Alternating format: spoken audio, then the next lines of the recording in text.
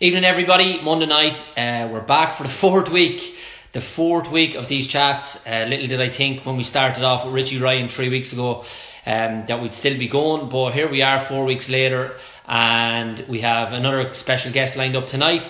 Denise Sullivan, probably the best female footballer I've ever seen play, especially in Ireland. She's absolutely outstanding. So I'm looking forward to chatting to Denise all things football, and we've another couple during the week, and Nikki Byrne on Friday night that we're all looking forward to as well. And I think I'm going to have to call it a halt with them because I'm shattered, to be honest with you, doing these every night of the week, but they've been absolutely brilliant. Everybody's been so good with their time. So yeah, I'm really thankful for all the lads, to be fair. They've all been great, and I'm looking forward to speaking to Denise. We're just waiting for her to tune in here now, and then we'll get moving. But yeah, the lads have been absolutely brilliant, to be fair, offering up their time every evening. As I say, we started with Richie, three weeks ago. Here we are into the fourth week. We've Alan Judge tomorrow night, and Paddy McCourt as well on Wednesday night. So I'm looking forward to speaking to the lads, and then Nikki on Friday night to finish off the week and to finish off these chats. There's Denise now. We're just waiting for her to connect up, and we'll get moving. So another couple of seconds here, but hope you're all good. There's Denise now. So just a couple of seconds and we get moving. All right, Alan, how are you? Denise, how are you getting on? Very good. How are you? Good to see you. You were okay tuning in there, yeah? Yeah, grand, easy stuff. Yeah, because a lot of the football lads struggle with the old technology, you know. You have to explain a lot of things to them, so you had no problem anyway. Nah, grand. It's actually my first time doing a live like this, so I don't know how I got it good. right away. Yeah. Well, these started, Denise, I was just saying, about 3 weeks ago, and because of the situation that we're in, like obviously in lockdown, I had the little idea to maybe get in touch with a few of the football lads and see would they be willing to do an hour's chat or whatever, half an hour's chat in the evening time. And they've all been so good with their time, and it started as a bit of fun, a bit of crack, and here we are 4 weeks later and we're still doing them. So, Right? Yeah. but I think it's brilliant you're doing it. The which? I think it's brilliant that you're doing it. Very good. I know it's great, Very good. yeah, and as I say, everyone's been so good with their time. They've been brilliant, and we've had some great characters on, great stories, and everybody's been good tuning in and giving good feedback as well. So I'm delighted to have you on, Denise, and Thank you. I suppose just with the whole lockdown situation, how has it been with you? Have you found it tough, or has it been okay, or how are you fixed? I mean, I think it's the same as everyone else. Everyone's fighting the same fight, you know. Obviously not training with the team is tough. But I'm still training myself. We get a program from Tuesday to Friday from the coach, and we go in pairs actually, and we do that then from Tuesday to Friday. We have our lifts as well, so it's keeping us ticking over, and it's not too bad. We're doing video chats with the girls, you know, those Zoom chats and stuff. So it's all right. We're hanging in there. Hopefully, it won't be for too long more, you know. Yeah, that's the thing. Like, everybody's in the same boat, and I suppose the one thing that's cropped up each night chatting to people is just the uncertainty around it, and nobody really knows like when the end is nigh or when we can kind of see a bit of light at the end of the tunnel. But as you say, hopefully it's not too long, because everybody just wants to get back playing football. Yeah, exactly. That's the scary bit. Really, is we just don't know. We don't know when this is going to end. But yeah, fingers crossed that it'll be soon. Hopefully, anyway. So you were on loan with over in Sydney, but you're back in America now, are you, Denise?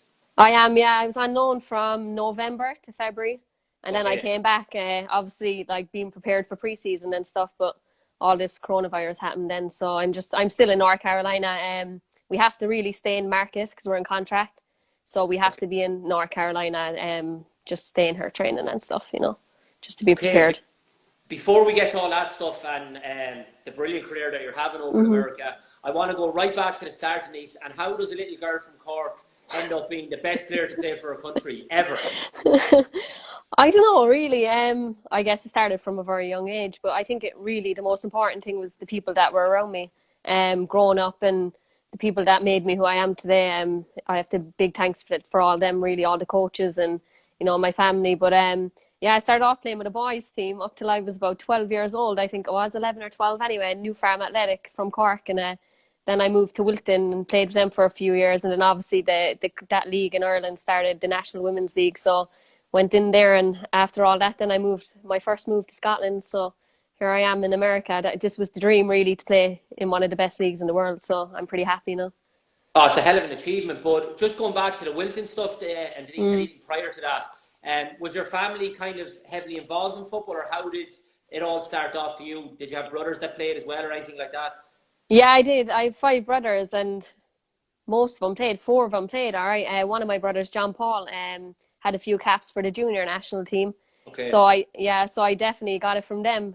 From a young age, I was always out in the street, playing soccer with all the boys, the only girls. So I think my family was hugely involved. Yeah. Even my mum and dad, they would come to all my games and stuff like that, and most of my family would too. So they were very heavily involved. Yeah.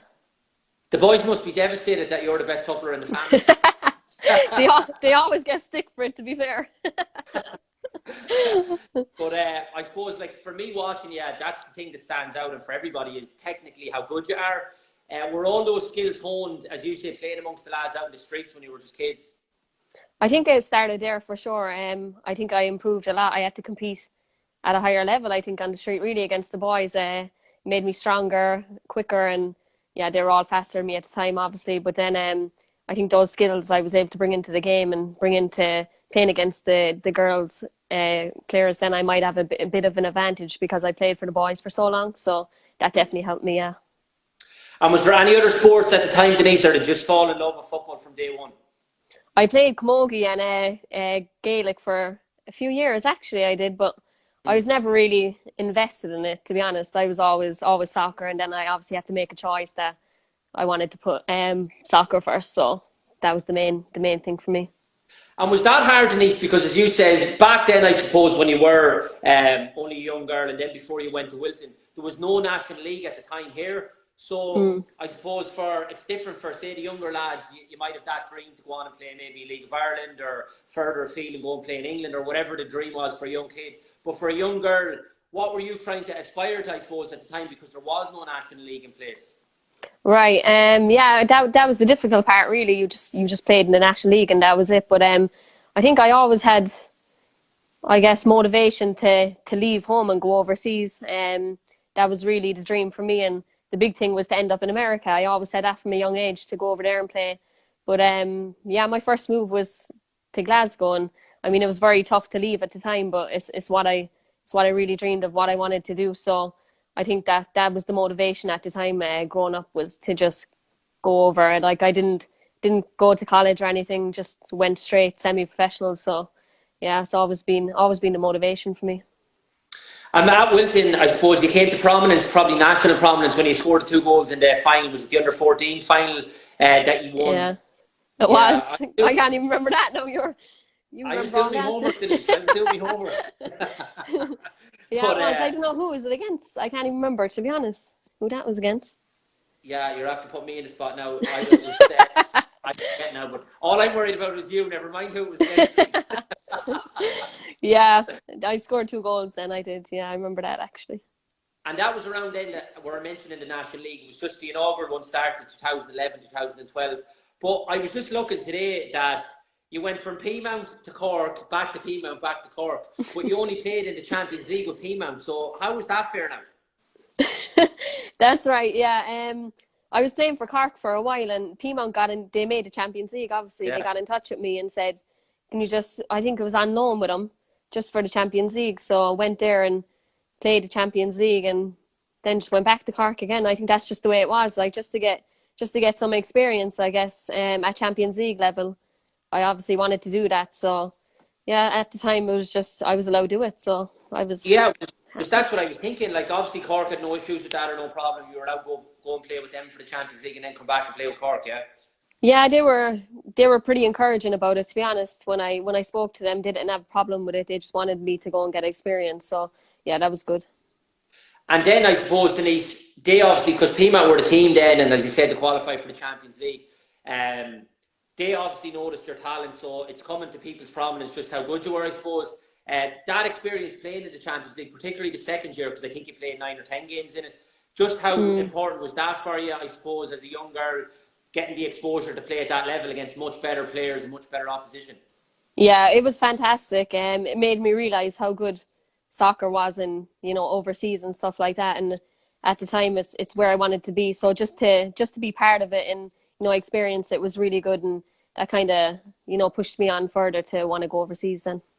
And then I suppose when the move came about for Glasgow, was that because of the Champions League experience, or were they after seeing you playing in the National League here with Cork, or who made the contact, or how did that come about? Yeah, it wasn't because of Champions League. It just came about. They contacted me. At the time it was Eddie Black that was the manager, and he was phoning my parents. I wasn't even answering the phone at the time because I didn't. I was kind of tough for me to go, so it took a few weeks, and then eventually I said, yeah, like I'm going to do it. But before that, I actually went over to Bristol. Um, I went over with my sister. The coach got in contact with me. Would I be interested in going on a contract over there?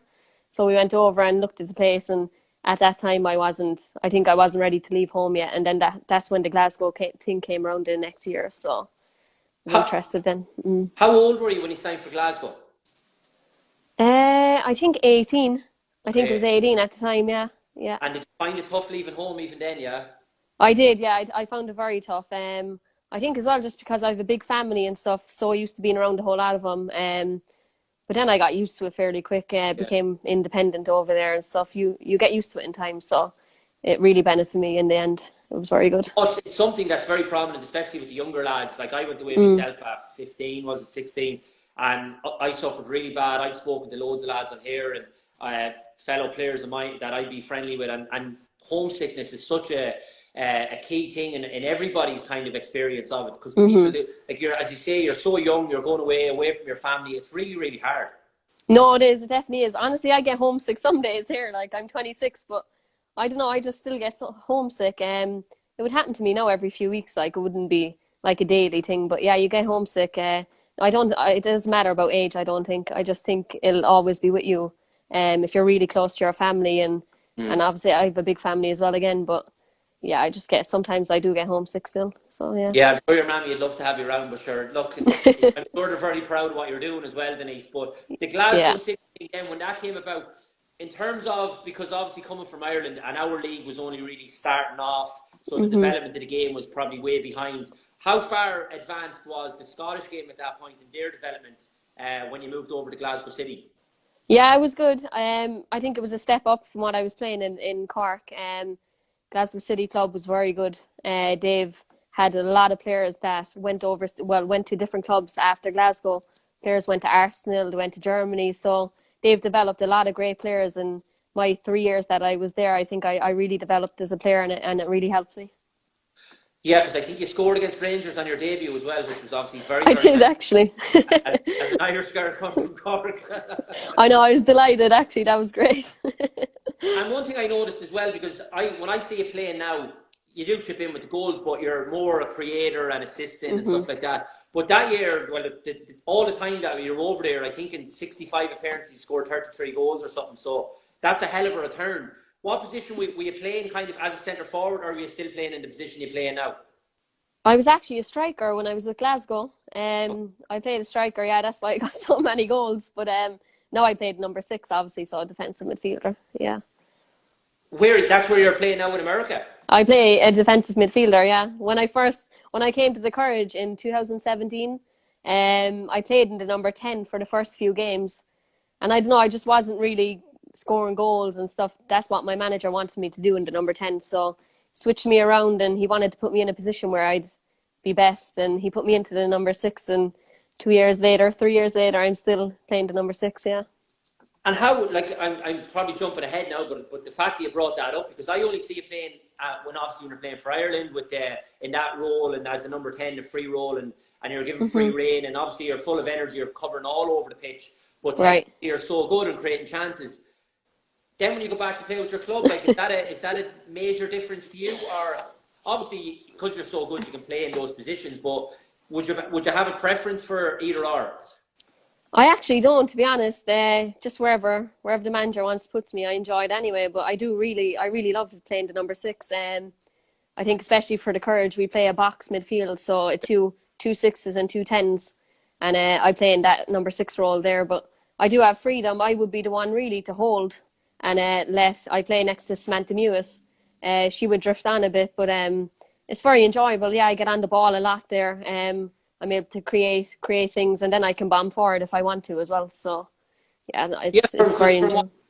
since I started watching it, I'd say you find it hard just to sit in, because if I was your manager, I wouldn't have you sitting in the halfway line. I'd have you up in creating chances and causing havoc amongst the back four. So I have to have a word with this manager. I know when I first started there, it was all about discipline, really, and it took me a while to get used to, just to be able to sit there like and not bomb forward like I'm used to. But I think I'm just the anchor there now, and I get on the ball more than I got on the ball when I played the number 10 for the Courage. So it's very enjoyable, and I'm after fitting into the position like very well. And we have two fantastic number 10s in front of me, so they make my job pretty easy as well. So that's probably a major reason as well, though, because right. step up in the levels, and maybe when I see it against some of the lesser nations or playing for Ireland, obviously you're the best player, so that's where maybe they see as the 10 causing the most harm, trouble. But that explains it really, because the level that you're playing at over there, and as you said, there's probably just the competition amongst your own team, never mind the opposition. Right, exactly. Yeah. Yeah, that makes sense. Yeah, we do have world class players in front of us, like they're number 10. So it does make my job easier, and I get on the ball just so much there, and being able to provide for them is fun actually. So that was a really fruitful period anyway, the Glasgow thing, Denise, and obviously, as I said, you scored a lot of goals, the position that you were playing in. How does the move then come about? Because I'm looking at the way the game is developing in England, and I cover, as you know, the Irish games, and I speak to, was Karen Duggan done the last one, Chloe Mustaki did a game, and I'm always asking the girls the same question all the time: how is Denise not playing in England? Like, you know, and yeah. And was that ever on the cards after the Scottish thing, or how did the move to America come about? Actually, we played against the USA with the national team. I think it was before I signed a contract in 2016. So I think it was 2015 we played in America, and that's when the Houston Dash, then they saw me play against the USA and they got in touch. We spoke after that, a couple of weeks after that, and I was very excited. I'm very interested to go to America. So they offered me a contract and off I went. Okay, so, and as I said here, as a young kid, that was always your dream. So it must have been an unbelievable moment for you to think, here I am, I'm after achieving it now, and to go over and play there where like, as I keep saying, the development of the women's game around Europe is kind of big. That was the place where it's fully developed, and the standard was probably incredible when you went over. Yeah, oh my God, it took me took me a long time to get used to when I went to the Dash. I think the first year I done pretty well. I got a lot of game time there, to be honest. And then there was a coach. They switched. I don't know. He left or something. So didn't get much game time. And this is my second year, and that's when I became a bit unhappy. Then at the Houston, and I don't know. I kind of built the courage, I think, to go speak to them and say, look, I'm getting 2 minutes a game really, and I'm an ocean away from my family, so I need to go somewhere where I need to play. And honestly, a move to Germany came about, and I was about to go to Germany, and Paul Riley, the coach of the Courage right now, he called me and said, we want you down here. Like, we'll develop you as a player. You'll get game time here. So I trusted him, and here I am. I'm playing a lot, and I'm very happy. So. Yeah, so that coach you mentioned, was that Randy Waldrum signed you first of all? He did, yeah. And he was playing you every week, but then he got sacked, and the new coach then wasn't playing you. Yeah, exactly. Yeah, there was a coach change, and I was playing under Randy a lot. And then there was a new coach, and I guess, coaches like different players, so I just had to suck it up really and stay positive. And then in the end, I got my move, and the best move ever, really. Now. And just on that, Denise, because I suppose up to that, your progression in your career and everywhere you've been was doing well. Everybody probably liked you. You were playing in the teams. How hard was it for you to take then that the change of manager, and this happens regularly in football, but a change of manager comes in and he might not take a liking to you the way the previous manager. How did you deal with that? Because you mentioned obviously you're away from home as well. Like, it must have been a really hard time for you. It was very tough. I think it was really the first experience I've had of not playing. I think every team I was with before that, I was playing every game, every single minute really. But that was the risk I was going to take, going overseas or going to America. So I was a struggle. It was hard not to play, but obviously you just have to keep positive in those times, and you just have to be positive around your teammates and not let it show that you're frustrated. But yeah, in the end I got the move, so I was pretty happy. And that coach that took over that wasn't playing yet, did you ever go and speak to him as the reasons as to why, or is there anything I can do? Is there more I can do in training, or what do you want me to do? Did you ever have that discussion with him? I did, but I didn't get much information, to be honest. So I was just like, yeah. And they hadn't, it was really interesting because they had no problem letting me go. It's Okay. like here, yeah, they had no problem at all. They just put me on, it's called a wave list. You go on a I, list. Yeah. I was reading that today, that waivers thing. What's that, the waivers? I know it's interesting. No one really knows what it's about, but Oh, you go bag of on crisps or something. you go on a list and then so it's a list for a team to pick you up and within 24 hours a team has to come in for you. If they don't come in for you, then you leave, basically. You leave America and try and go and find a different league. So I got put on that list, and then the next day, that's when the Courage called me then. So Okay. And did you request to go on that list yourself, or did the club put you on it? I did, I requested that. I went to them and said, can you put me, or I didn't say, actually, I didn't say put me on the waiver list because I was actually planning to move to go to Germany. Yeah. So I told them I was going to Germany, and I ended up going to the Courage then. I don't know. And just, I suppose, how do you feel then, Denise, for that 24 hours? It's like as if your future is being kind of dictated by just that 24 hours. So Right.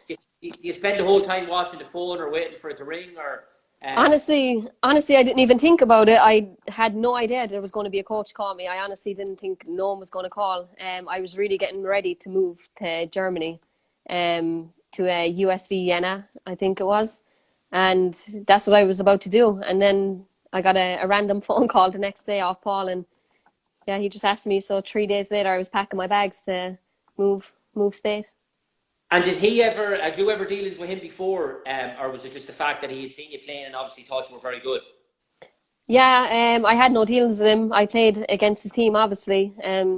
He could see, I think he could see potential there, but he said that you needed to be around the right people to be able to grow. So that's when he brought me in then. It's so important as well, Denise, because the type of player that you are, and you're so good technically.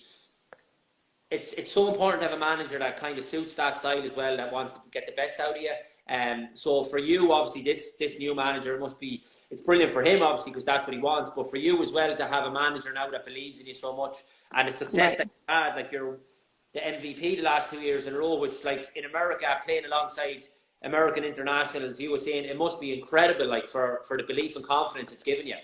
Yeah, it really has. It's been the best move ever, really, and it's all down to Paul for giving me that phone call that day. But since I went to the club, Paul, the club, my teammates, they've all believed in me so much, and I'm just in an environment where you have to grow every day. You're in uncomfortable situations, so you're just getting better, really. And then to get MVP, I was shocked. Like I got it twice, twice in a Yeah, row, and I was shocked. Yeah, I had no idea, but it just goes to show how much they value me as a player and a person. So it really did give me confidence to push on and just become a better player. Yeah. that coach back in Houston Dash must be saying to himself, "What am I after doing?"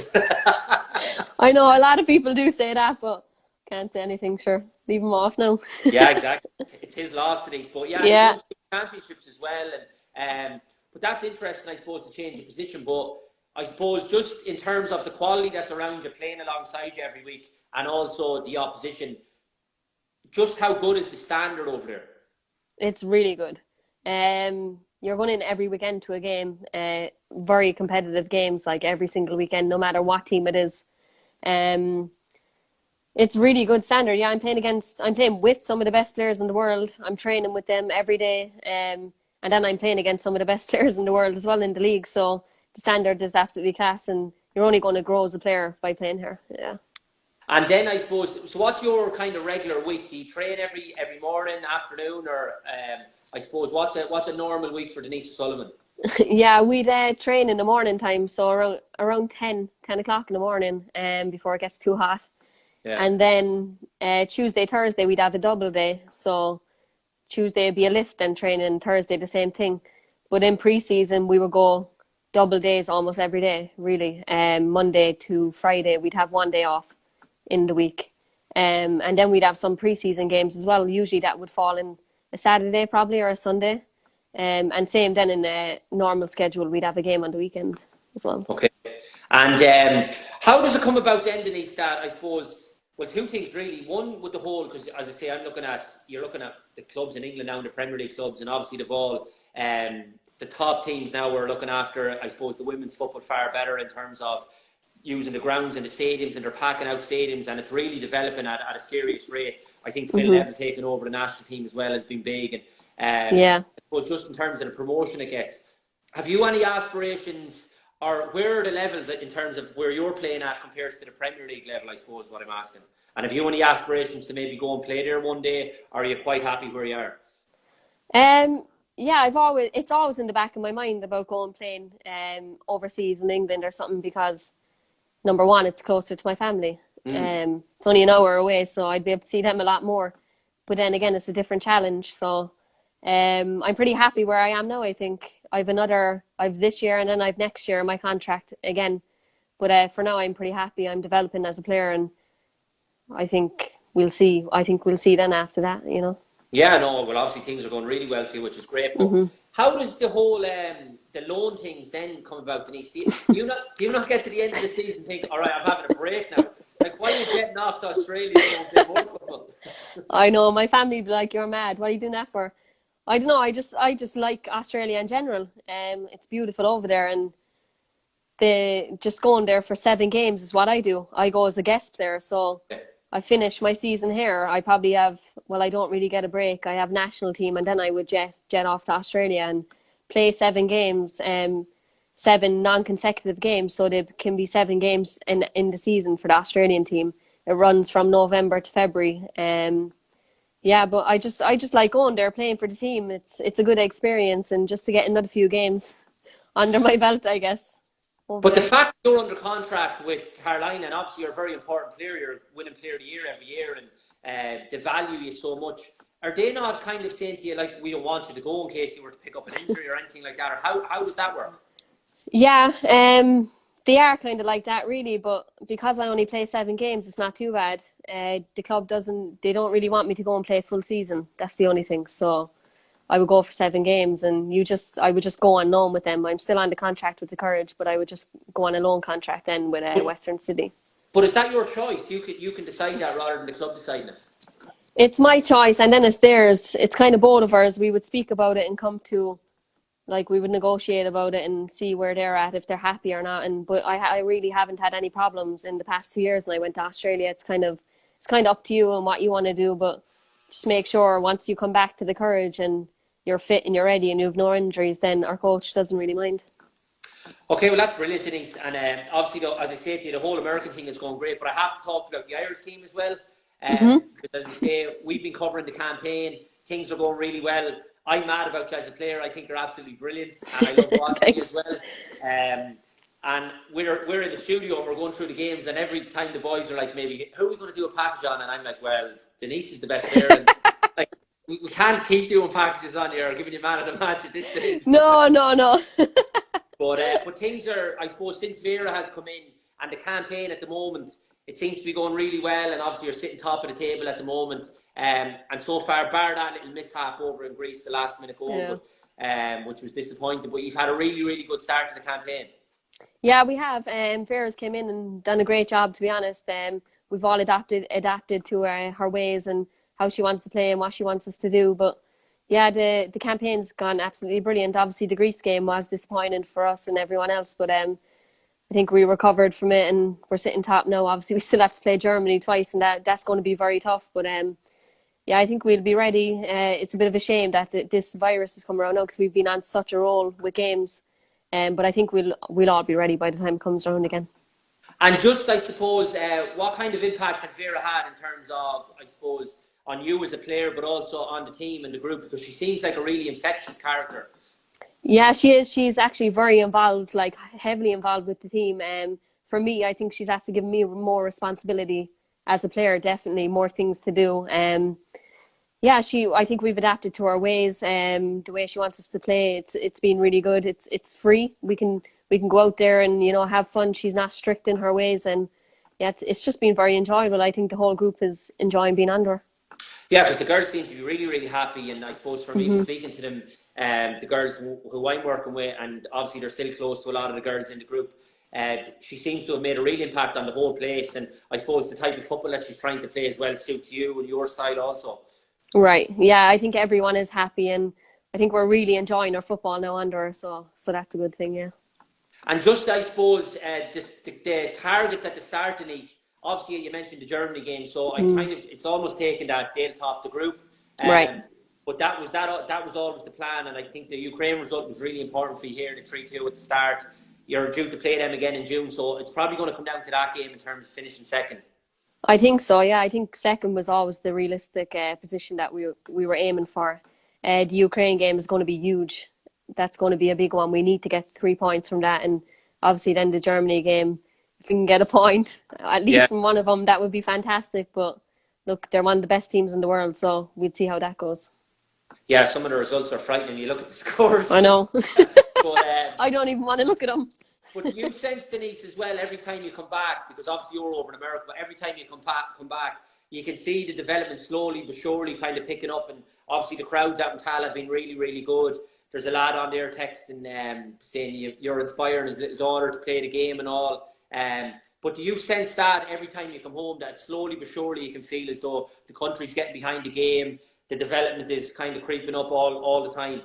No, definitely I do. Even during camp, like all the media that's going out on social media it's been fantastic. It's been a lot better than a few years ago. So, and then the attendances at the game as well, they just keep going up and up.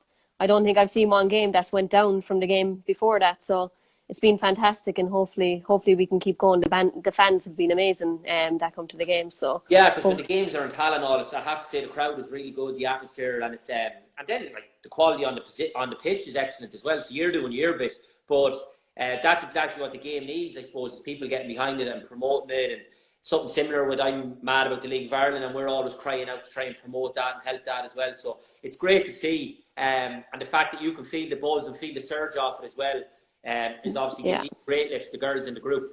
No, it does. Having a big crowd there is really important for us, I think. Just for us to feel that, and I think that Ukraine game was absolutely fantastic back there. All the games have been really, but that's one that really stood out to me, where I just felt like the place was hopping, like Tala was. So it was really fantastic, and hopefully they just keep coming out and the intents get bigger, even bigger. So yeah. Hey Denise, I echo that as well, and we'll be there cheering you on for the next few games. But you've been so good with your time. I'm just going to finish off with a couple of questions, just Grand. that I finished off with a lot of lads. Well, this is the one that might get you in a bit of trouble with your friends. I know. But That's the grand. best player that you've played with? I'm going to say Dabinia right now that I play with in the Courage. I think she's Brazilian. She plays number 10. Obviously she's right in front of me on the pitch, so I just give her the ball and see what she does with it. And she's just absolutely amazing on the ball. Technically, you don't know what she's going to do with it, and yeah, she's fantastic. So I'd say her. Dabinia. Dabinia, yeah. Okay. Dabinia. With a name like Dabinia, she was born to be a star. She wasn't. Yeah, she's Brazilian. She's very good. Very good. Okay, very good. And the best player you played against? It's a tough one. Played a lot against a lot of good players. I'd say because she's in my position, midfield, I'm going to say Carly Lloyd, I think. Played against her numerous times. Very hard to keep track of. She's all over the pitch. Great in the ball. Very powerful. Scores goals as well. So I'd say her, yeah. And just on that as well, I suppose the position you're playing now, as you said, you're playing number 6. The defensive side of your game, how is that? Because I only noticing now going forward and being, as I say, a creator and stuff. Right. Is that side of the game okay, or is the manager on your case about that? No, it's actually after getting a lot better. To be honest, obviously playing the 6, it's a big responsibility defensively. So when I first played the number 6, I've probably had a bit of problem with it, trying to stay disciplined and just sit there. But I've really improved it, and Paul has really got it into my head, like the defensive role. So yeah, it's gotten better. That's the next question. The best manager that you've had and worked under. I know obviously you're in a position where you're still playing under. It could be that lad Paul, but the one that's had an influence on you. Wow, I've had so many coaches that have such an impact on my soccer career, but I'm going to say Paul, to be honest. He's had probably the biggest influence, I would say, on my career, bringing me into the Courage, just believing in me so much, I think, and giving me game time and just making me the player I am today. He's had a real influence in that, and yeah, I would definitely say him, and his training sessions are unbelievable. So I like going to training a lot, so I'd say him, yeah. Yeah, well, that's the most important thing, that you're enjoying it as well. But you can, Exactly. yeah, the evidence is on the pitch, and what he's gotten out of you over the last 2 or 3 years speaks volumes in terms of Right. how successful you've been, Denise, and how much your game has come on. So maybe I won't give him stick after all for playing near me. No, Seems to be doing a good job. And he lastly, does. then, Denise, before I let you go, your best memory in football. Wow. Um, You've had a few now, I'd say. I've had a few, honestly. I mean, that Holland game, I think with national team, with seniors, I think that tie was up there with one of the best memories. I think it was my first real experience of, that kind of game with the senior national team, and then obviously winning the championship as well. My first championship here was a huge memory as well. So if I could tie two of them in together, that would be good. Okay, they're the two Two of of them. them, yeah. Does your family come over often to see you play in America? They actually haven't been over yet in America. Yeah, I Okay. don't think my mum will fly this much. Okay. It's about 12 hours, so it's a long flight for her. But I'm hoping to get her over at least in the next year. So we'll see. And Yeah, you get to see the games. Are you able to send footage back, or of any of the games that you play weekly? yeah. They're online the next day, but I think they can go into them live as well. So they've done that a few times. I don't know what website it is, but there's a website to go onto for overseas families and stuff like that. So it's not too bad. And they're obviously at all the internationals, which is a great thing as well. Yeah, they all come up. There's about 20 of them up at every game. It's very funny, but it's good. It's great support, so it's Yeah, nice. I think your sister texted in there as well that she was. They're obviously very proud of you, and why wouldn't it be, Denise? As I say, Yeah. I'm a big fan of yours. You're an outstanding footballer. It's been absolutely brilliant to get you on here, and I'm looking forward to seeing you now in the remaining games, and hopefully you can make your mark and qualify for that first major tournament, which again would be a brilliant thing for the women's game here. So, Denise, it's been an absolute pleasure, and thanks very much. And mind yourself over there as well. I will. You too. Thanks, Alan. Appreciate it. See you soon, See Denise. you.